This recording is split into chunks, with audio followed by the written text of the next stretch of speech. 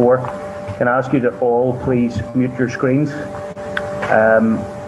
whilst you're not asking a question, and keep an eye on the chat.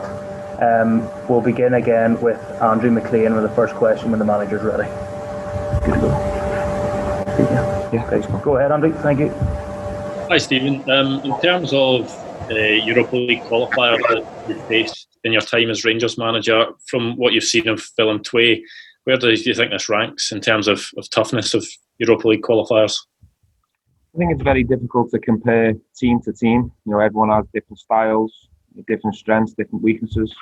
But one thing's for sure, it'll be a tough game. It'll be a big challenge for us. From experience in the last couple of years, we've noticed from round to round that the level in terms of quality rises a lot.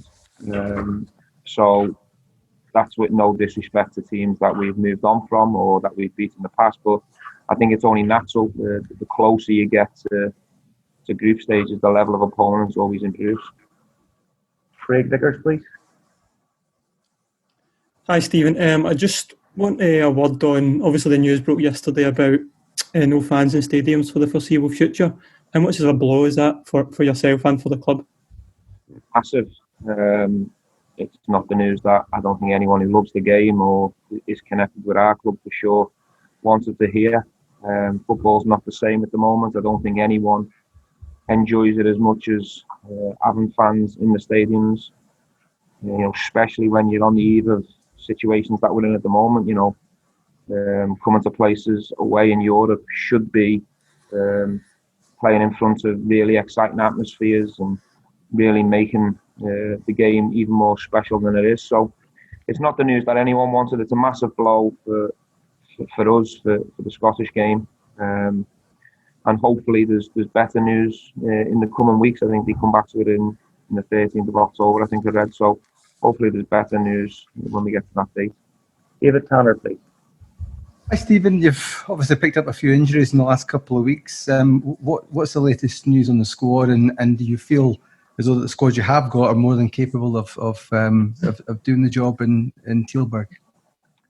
Yeah, I'm confident in the squad. I have total belief in the squad that we've brought in, the players that are available. We play well and reach anywhere near our potential. I'm confident that we can get a positive result. Nothing's changed in terms of the injuries from the weekend, so the update I last gave, nothing's changed on that. So we are basically have brought the players that were available for the Hibs game. Luke Shanley, please. Hi, Steven. In terms of this one going in, it's the one-legged tie. Does that make you change the way you approach this one? There's a more jeopardy to it. What's your thoughts on it? Yeah, I think it might slightly. I think it might. It is different. It is a unique situation.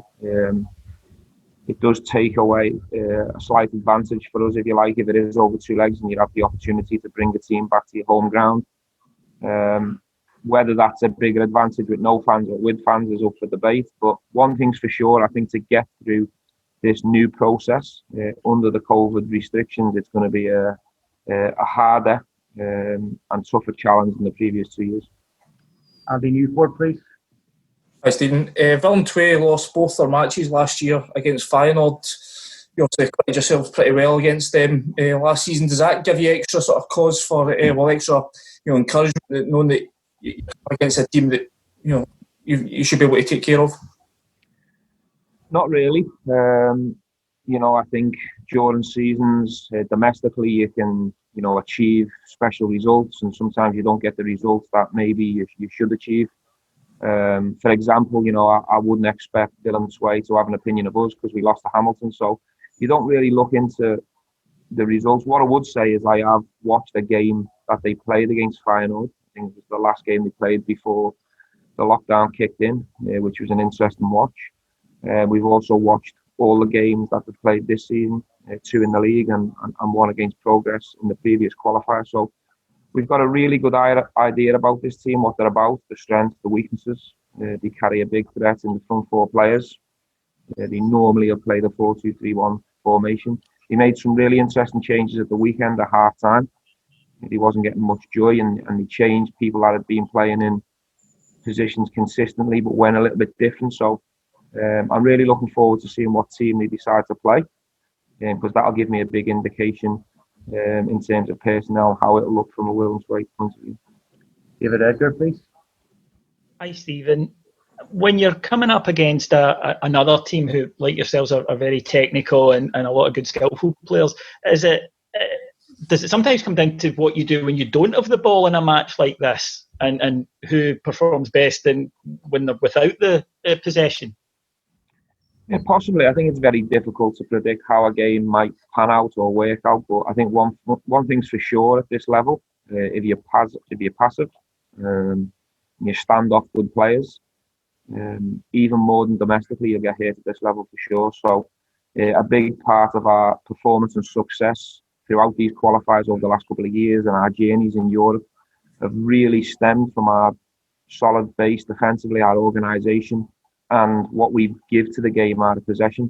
Having said that, it's just one side of the game. You've still got to have the players and the talent in your team to go and hurt the team when the ball turns over. So to get a successful result tomorrow, both sides of our game have got to be good.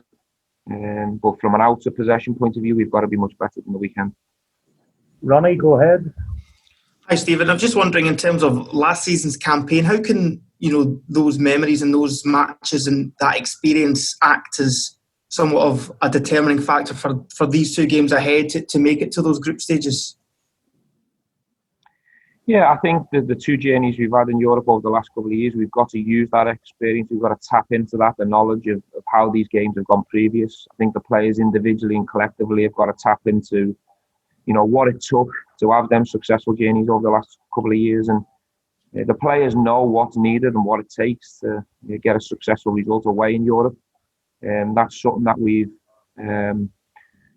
got better at over the last couple of years. We're now capable of coming and performing at places like this and getting a positive result, but we know we have to find the performance first. Thanks, Stephen. Martin from Dutch TV, a question, please. Yes, Stephen, I hope you can hear me. Yes. I have a question about in the past. I remember that the Dutch competition was very often compared with the Scottish competition. If talking about level maybe and spectators and stuff, do you think this comparison is still okay? And do you realize, if so, that Willem II, if you talk about budget, is the number 13 of Holland? So what does that say about this match? I'm not going to sit here and get involved in budgets and compare budgets between Willem II and Rangers and Scotland and Holland. I think it's up for debate and opinion in terms of which league's the strongest and who has the biggest budget.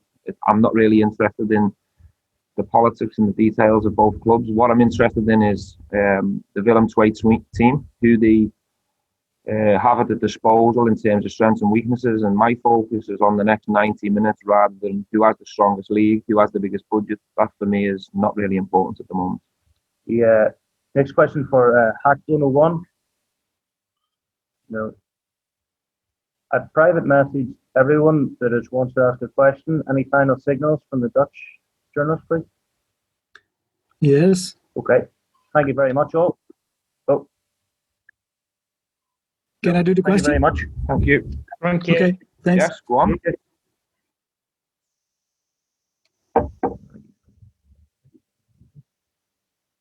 No question? The question? Okay. No. Here, Stephen. Good luck.